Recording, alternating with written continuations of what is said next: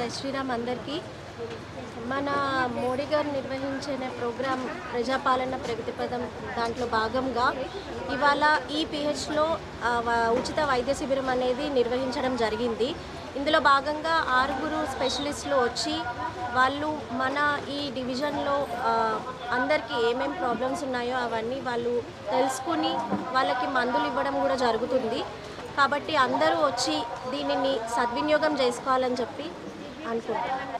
ఈ ప్రజాపాలన ప్రగతి ప్రణాళిక ప్రోగ్రాం భాగంగా ఇక్కడ వచ్చిన 6 స్పెషలిస్టులు వారి సేవలు అందిస్తూ ఇక్కడ ఉన్న వారికి ఎటువంటి ప్రాబ్లమ్స్ ఉన్నాయో కూడా తెలుసుకుని వాళ్ళకి మందులు కూడా ఇవ్వడం జరుగుతుంది. ఎక్స్రేస్ కూడా ఉన్నాయి. ఇక్కడ వెంటనే రిజల్ట్స్ అయితే వస్తాయి. మనకి బ్లడ్ టెస్ట్ ఉన్నాయి. అన్నీ ఏమైతే మనకి ఇప్పుడు అవసరమైనవి కావాలో అవన్నీ ఇక్కడ జరుగుతున్నాయి. పాప్స్మియర్ టెస్ట్ కూడా జరుగుతున్నాయి. కాబట్టి అందరూ ఇది సద్వినియోగం చేసుకోవాలని అనుకుంటున్నా. ఇది యూపీహెచ్సి వినాయక్ నగర్ 22 డివిజన్లో జరుగుతుంది. ఇంకా మిగతా డివిజన్స్లో కూడా జరుగుతాయి.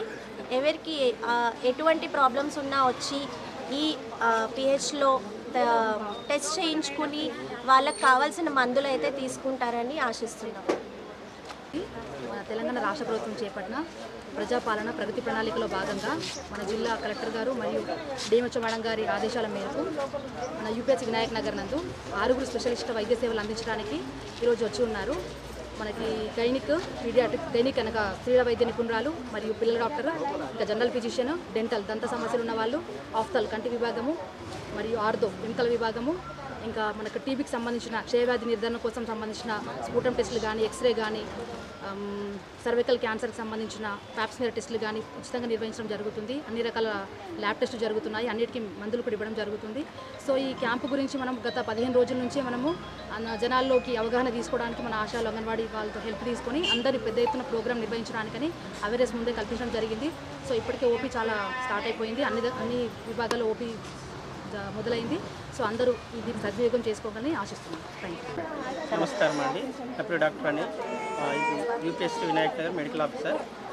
ఈరోజు మనం ప్రగతి పాలన ప్రజా ప్రణాళిక ప్రోగ్రాంలో భాగంగా 9 రోజుల ప్రోగ్రాంలో భాగంగా కలెక్టర్ మేడం ఆదేశాలు మరియు డిఎంహెచ్ఓ మేడం ఆదేశాల మేరకు ఇక్కడ స్పెషలిస్ట్ క్యాంప్ నిర్వహించడం జరిగింది.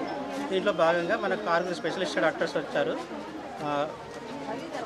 డాక్టర్స్ వచ్చారు. దాంతోపాటు మనకు బీపీ, షుగర్ ఇలాంటివి ఉన్నా కానీ చూస్తున్నారు. టీబీ సమస్యలు, ఇంకా స్పాక్సియర్ చేస్తున్నారు. అందరూ వచ్చి దీన్ని సద్వినియోగం చేసుకోవాలని కోరుతున్నాను. Thank you.